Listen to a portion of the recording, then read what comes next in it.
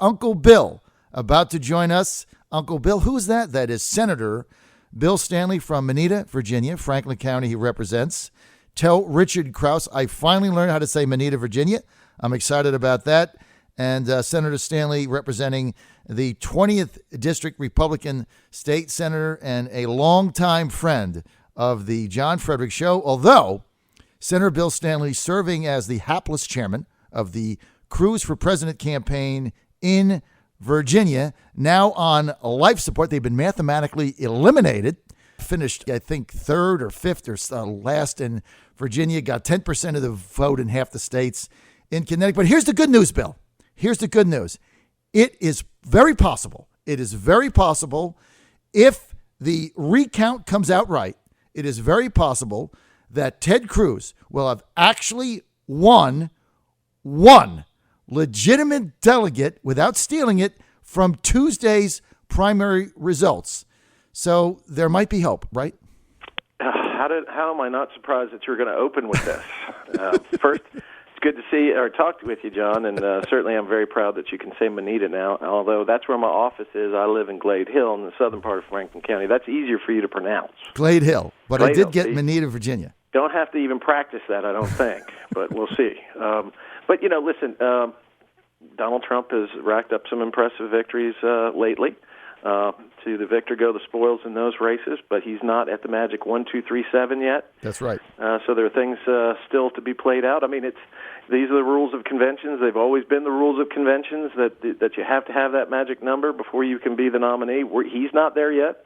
And, when I hear you Trump all the time and about how he should be given this, don't forget, it's kind of like when you guys say at the convention it's going to be unfair if he's not given the nomination, if he doesn't reach that number and something that happens.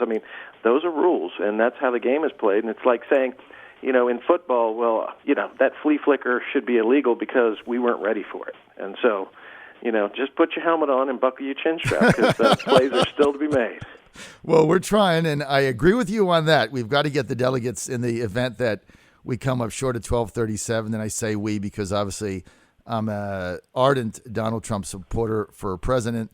But Canada is mathematically eliminated, so I'm not sure what the vice president pick had anything to do with anything. But look, Indiana, I think it's going to be a bellwether. If Trump wins there, it's going to be very difficult to stop him. I think he gets to 1250. If Cruz wins there, then it becomes much more difficult, no doubt. So getting these delegates becomes very critical for the Trump campaign, and they've just not done a good job at that. They brought Paul Manafort in. I got to tell you, I've said this on the air because honesty is the best policy. I've seen no evidence of anything since he's been there. I don't know what the guy's doing, what they're paying him to do, what his credentials are, but I've seen nothing from my perspective in Virginia, zero. Anything that's being done is being done by the same people, so Manafort's had no impact whatsoever. And I think on the second ballot, that definitely puts the Trump for president campaign at risk, Bill. Well, I think certainly by the hiring of Paul, you've got a very clever and very skilled political operative. A lot of times, gentlemen like Paul work in the shadows and not out front. This is about coordination and getting ready for the next event, and sometimes that may not splash on the front page of the Washington Post after the hire, but I dare say he's probably doing something. And certainly, I think the ground game of the Trump campaign has gotten better. You've got Mark Lloyd, Virginia's Mark Lloyd, a good friend of mine who went up there in all 5 of those states he was running with his team and did a very good job. So, but nobody hears about what Mark Lloyd's doing, except when Mark Lloyd calls me and rubs it in. Then I hear about it. But, this is still a process. I think you're going to go to California with this thing still in play, and you're talking about 3 delegates for, 56 congressional districts minimum. You're talking about a big passel of delegates. We're hopeful still. We're not out of the game yet, but certainly Trump has extended his delegate lead from 200 just a couple weeks ago now to 400 and 400 plus. So, certainly what I hope, as being a unit chairman at one time and a 5th District congressional chairman, the important part is whoever wins this nomination, that it is so important that we defeat Hillary Clinton and we do not subject this country to 4 more years of what we've just suffered through the last 7. That ultimately the party, whether it be at the local level, the state level here in the Commonwealth, and nationwide, get together. If it's Trump, then I think everybody needs to get behind Trump. If it's someone else, everybody needs to get behind someone else. We lose elections because we spend too much time fighting each other. If we would fight the Democrats as much and with the same vigor as we fight each other, we would never lose an election. And I've always said that when we do this, if someone went to Don McEachin and said, Don, if you give me $1 billion, I will make sure that the Republican Party becomes a mess and has infighting and can't focus on the candidate and loses elections, Don would pay it. Mm-hmm. But instead, we're doing it for free. Right. So he doesn't have to pay that bill. Right. Well, look, I agree on that with you, Senator Stanley, 100%. Regardless of who the nominee is, we have to come together when it's over. And I've certainly pledged to do that. Many of the Cruz and Kasich people have pledged to do that. And that's really what we need to do. But right now, we're still in the fight. And so if you're for Cruz, I'm on the other side, and we're running for delegate in our district, myself and Fredericks, my wife, and Councilman Robert Ike. That'll be decided May 21st in our District 4 convention. And I know now, that Ben Tribbett says you're going to lose. Well, he said you got to prove him wrong. He said I was going to lose. He said that Ann would win and I would finish last. Well, let me take this one moment to dispel one of your nice rumors. Okay. Cynthia Dunbar is doing nothing in any conspiracy to deny or deprive any Trump delegate their due course and their ability to serve at the national convention. So stop that right now. All right. So she's not actively recruiting people to come to the convention to overturn the nominating committee's decision on the 13 delegates so it can be stacked with 13 people that Ken Cuccinelli is trying to jam in there. No, she's not involved. Cynthia is a wonderful woman. She's the co-chair of the Cruz for Virginia campaign. She's running for national committee woman. I've endorsed her. She's a woman of high character and integrity. She doesn't play ball that way. So you stop it. Well, I'm voting for Suzanne Obenshain, and one of the reasons is Cynthia is for Cruz, and I fight the old way. I mean, I'm from the old school. You're on the other team. I don't buy into this, you got 1 foot in and a foot out and a foot in this camp and a foot in that camp. I'm for Trump. He's not the nominee. He's got to get to 1237. Cynthia's for Cruz. I'm not for her. See, but we're all Republicans, John. We're all Republicans. Sometimes in the fight, in the intra-squad scrimmage, we forget how important that is that we remember our brand and that we stand for that. And we may stand on different sides in one fight. We may have different beliefs. There may be a socially conservative Republican who's less fiscally so, or just the opposite. To me, we're all in the same party. We all have the same goals, and we should all be together, even if our differences rear their ugly head every once in a while during these intra-party nomination contests. But ultimately, when we walk out of Harrisonburg, we need to be together. If we're not, we're going to get our butts kicked, and that's not good. We can't have that. I agree with that 100%. Talking to Harrisonburg, I have to get on to the Don McEachin issue in the conference call yesterday, but getting to the Harrisburg and the convention bill that we're going to be there. What's the deal with Vince Haley? Is this guy on the ballot, not on the ballot? Is there a chairman's race or not? Well, I hate to opine where I've not been asked, but you just asked me, so I'll say this. Look, I've looked through it. He filed properly, but then he said, I'm not running. He didn't say I'm suspending my campaign. He said I wasn't running.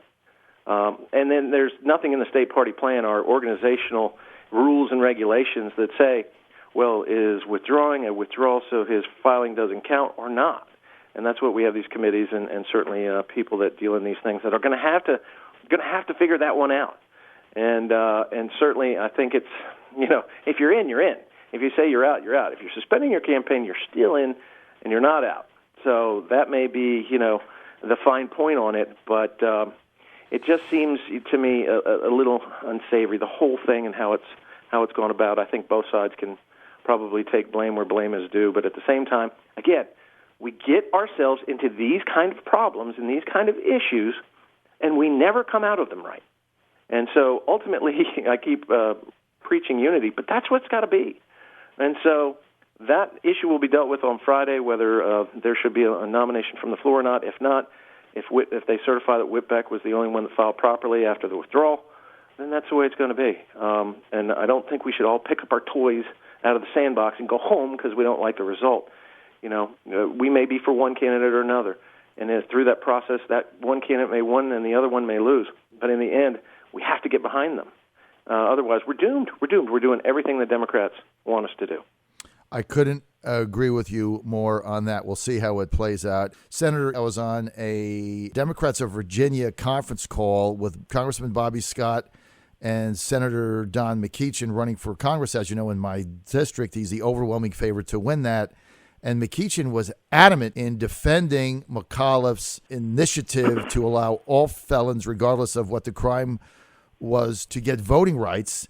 And he said that not doing so is racist. It stems back from 1902. And he says the Republicans have enjoyed not having these people vote. But two things I want to mention. He gave me a number that I fell off my chair. They were saying that 20% of African Americans are not being able to vote in Virginia because they have a felony on their record. Is that an accurate number to your knowledge? You know, I couldn't offer an opinion on that because I haven't seen any kind of statistics to that amount. Certainly, it seems to me that Don, who is my good friend and I love very dearly, is demagoguing the issue a little bit by saying it's totally an issue of race when it's not so simple. And the origins of this law, which every state has a disability that is created when you're convicted of a felony, has its roots back in the days when Jim Crow was there. And certainly we understand that. But see, what the fundamental problem with Don's argument is this. The executive order gave supposed voting rights to felons, violent, nonviolent, did not discern between the two. The majority, of course, of what we see, and as a defense lawyer I can tell you, why we have African Americans who suffer from felonies are usually from drug offenses, not usually from violent offenses. Mm-hmm. And so that may be disproportionately there. But the governor didn't sit there and say, okay, all nonviolent felonies, when they've served their time and finished their probation, are then eligible. He put them all together. So think of it this way, John, and it's a simple argument, and it has nothing to do with race. We have a sex offender registry. If you're on that sex offender registry, you have been convicted of a felony, in most instances. And we're talking about sexual predators. We're talking about them being restored their right to vote automatically, to serve on juries, to hold elective office, and to vote.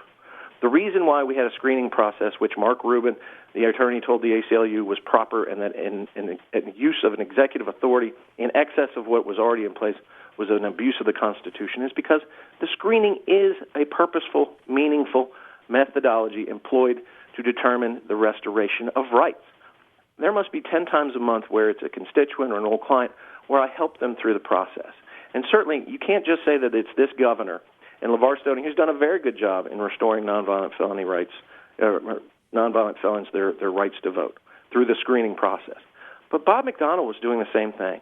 And this is a discussion for the legislature, an amendment to the Constitution, not a use and abuse of executive power that has in it the real problem that's going to rear its ugly head is that though there are some people who have committed certain felonies that shouldn't have the right to vote, and it's regardless of their race, religion, or orientations. Okay, and that's what they fail to do. The blanket recovery also poses a huge problem for our registrars, because as a criminal defense lawyer, judges give out sentences to say 2 years in jail. When you get out, you're in 2 years active probation, right? 2 years inactive probation, and 10 years good behavior. When is that person eligible? Because I've had clients who've on good behavior through their active and inactive status, who on year 9 commit an offense, and they get some of the backup time. They're still on some form of probation. How's a registrar going to know, that registrar going to know who's eligible and who's not? And who determines that? And the answer is Governor McAuliffe. And for Governor McAuliffe to sit there and say that this has everything to do with civil rights and nothing to do with political expediency for his chosen candidate for president, Hillary Clinton, is naive. And for him and for Don to say this is just this, it's this issue alone, without understanding the political underpinnings. Would Terry McAuliffe, and the question is this, would Terry McAuliffe have done this if it would not have provided a political benefit to him, or if it would have provided a political benefit against him? That's the question you ask, and I think ultimately he did this for his own political benefit and for that of his party and his chosen candidate, Hillary Clinton. I think you're right, because, my point was, if you're doing this for the right reasons, say that it's effective November 10th, and then it would have been a tougher argument. And say, okay, well, November 10th, it's not political, it's not about Hillary Clinton, it's not about the November election, it's November 10th. Instead, they're doing it now so they can get them registered. So I thought the timing was very suspect, and nobody can really defend that. One of the things, though, that Don said, because I brought up on the conference call, I had Tommy Norman, the boss on my show yesterday, and he said, look, we can't have this because these felons will be able to sit on juries, and basically you can have a rapist sitting on a jury for someone accused of being a sexual predator or sexual assault. And I said, wait a minute, wouldn't a prosecutor or the defense ask the jury that question? And Tommy said, no, you can't ask that. I brought that up to Don, and he skewered Tommy Norman on the conference call and said that Norman didn't know what he was talking about. Which is it? Well, I think this is a new one because oftentimes when I do jury trials, you don't have the question in your mind, has anybody had their rights restored who's convicted of a felony? Because most times you don't have that issue and don't have that question in the jury box. So that's probably a new question which will have to be asked now in juries and forever. The second thing is that there are two ways to strike somebody from a jury panel. One is for cause, and the other is just in a blind strike when you're picking the final panel when the papers pass between counsel. And that is usually, the choices made by the defense lawyer or the prosecution. The question would be, could you stand up and say, Judge, this person has been convicted of rape. This is a trial on a similar circumstance. I want him struck for cause. And could he be struck for that cause? That's another question I don't even have the answer to because I've never run into it, and I dare say most of the people that work in the law field probably haven't run into it. And would that be prejudicial against that person who's sitting in the jury box as well? So, there's a whole avenue and a whole opening of questions that we have not answered, and rushing through the door of a burning building in this way, like Terry McAuliffe has done, poses a lot more problems than it solves because we want justice to be fair. We want people who work hard to become good members of society after they commit a mistake and have gotten that felony tag to become good, productive members of society. John, when they say that we don't care, I put a bill in this year, sponsored by Republicans, I wrote it, that said if you're incarcerated for 3 years or more, 18 months or better before you're out, you go through a transition program sponsored by the Virginia Department of Corrections to make sure that you can have the best chance to become a productive member of society, including the application process down the line to have your rights restored, to make them ready so that they're not going to be in recidivism, committing more crimes because they can't find a job, right, or on the government dole and right, on public assistance because no one will hire them. So for us, it is a matter of trying to make sure that those that serve their time become productive members of society. But you just can't throw a blanket over this issue. It has to be case by case. You were there in Henrico. You saw the programs that they have. Yes. It's great for a jail. lot, but yes, not for all. Right. Now, look, you're exactly right. Unfortunately, Senator, I don't see a pathway to stop this because you're not going to get 2/3 in the Senate, so you're not going to reconvene the Assembly. That's not going to happen. Legally, your options are very limited. Mm-hmm. So McAuliffe has outmaneuvered you guys, it seems to me. I don't see how you win this, and it's going to be tough to win in the arena of public opinion because basically they're saying opposing this is going back to Virginia's very ugly history on race. Senator, we're almost out of time. I want to get the record straight. So you're saying to our listeners going to the Harrisonburg Convention that there is no conspiracy here. There is no deal with Cynthia Dunbar to get Cuccinelli in and overturn the Trump delegates on Saturday.